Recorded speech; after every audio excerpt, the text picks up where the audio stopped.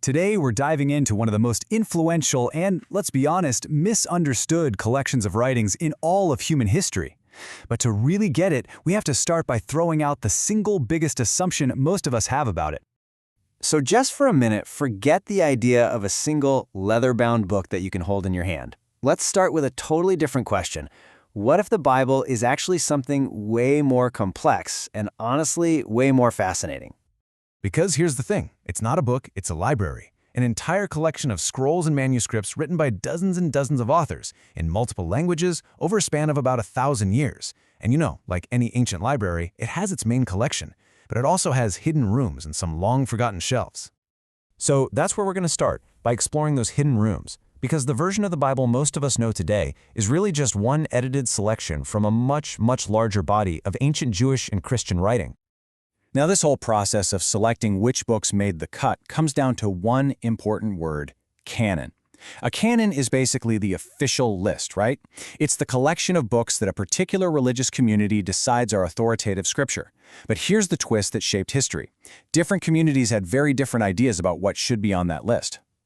And that disagreement created these two major categories of texts that you won't find in, say, a standard Protestant Bible. First, you've got the Apocrypha, which literally means hidden things. These were books that were in the Greek translation of the Hebrew scriptures, which early Christians used, but they weren't in the original Hebrew canon. Then you have the pseudepigrapha, or false writings. Now that sounds a little shady, but it's not necessarily about deception. It was actually a pretty common practice back then to write under the name of a famous figure, like Enoch or Solomon, to give your text a sense of authority. And we're not just talking about minor footnotes here. This hidden library has some incredible stuff in it. There are these dramatic additions to books we already know, like Daniel, incredible stories of heroism like the story of Judith, and really deep philosophical works like the Wisdom of Solomon. There are even books like Jubilees, which retells the entire book of Genesis from a totally different point of view. This really shows you just how different traditions built their libraries.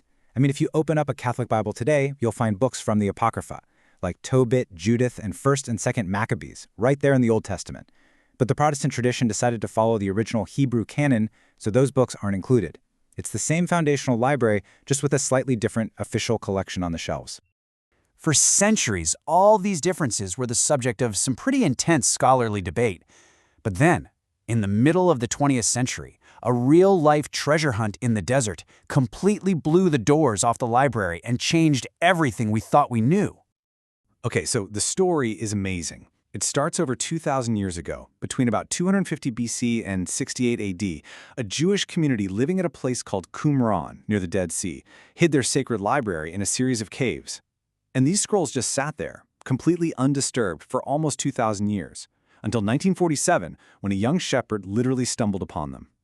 What happened next was this frantic decade of excavation that completely revolutionized our understanding of this ancient world.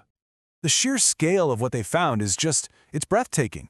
They found fragments from every single book of the Hebrew Bible except for maybe Esther. They found a complete scroll of the prophet Isaiah that was a full 1,000 years older than the previous oldest copy we had. They found those apocryphal and pseudepigraphal texts we were just talking about, and they found documents that were totally unique to this Qumran community, which gave us this incredible, unprecedented window into what they believed and how they lived.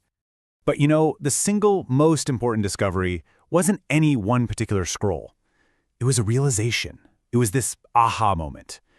For the very first time, scholars had a snapshot of the biblical library before any of the official canons were finalized. And what it showed was crystal clear.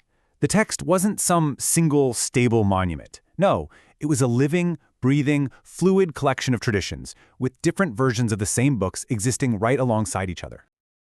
As you can imagine, this discovery just supercharged the work of biblical scholars. But how do they actually piece together this ancient, complicated puzzle? Well, they use a set of really powerful investigative tools. You can think of it like a detective's kit for ancient texts. Okay, so let's break down this toolkit real quick. First up, you have textual criticism. This is like dusting for fingerprints. Scholars compare hundreds of manuscripts to spot scribal errors and try to figure out what the original might have actually said. Then there's source criticism, which tries to identify all the different documents that were woven together to create a single book. After that, form criticism goes even deeper, trying to hear the original oral stories and poems that were passed down for decades before anyone ever wrote them down. And finally, redaction criticism looks at the work of the final editor, the redactor, to understand their unique viewpoint and how they shaped all the material to make a specific point. So, with that toolkit in hand, let's apply it to one of history's greatest and most compelling mysteries, the quest for the historical Jesus. Now, when scholars take on this quest, they make a really crucial distinction. There's what they call the Jesus of history, the actual person, the Jewish man who lived and died in first-century Roman Palestine. The goal there is to use the tools of history to see what we can know about him with reasonable certainty. And that's separate from the Christ of faith, the figure of religious belief and worship. The historical quest isn't trying to prove or disprove faith, it's just asking a completely different set of questions. And after centuries of investigation, a pretty solid consensus has emerged on a few core points. Almost every single scholar, no matter what their personal beliefs are, agrees that Jesus was a real historical person. They agree he was a Jew from Galilee, that he was a teacher who attracted followers, and that he was executed by crucifixion in Jerusalem under the authority of the Roman governor Pontius Pilate. Now, beyond these basic facts, that's where all the debates really begin. This kind of historical quest really requires an incredible amount of humility. As the well-known scholar N.T. Wright puts it, modern historians don't get to approach Jesus from some position of authority. Instead, he says, we come to him as unknown, crawling from a distant land where we have squandered our resources on a rebellious but barren historicism.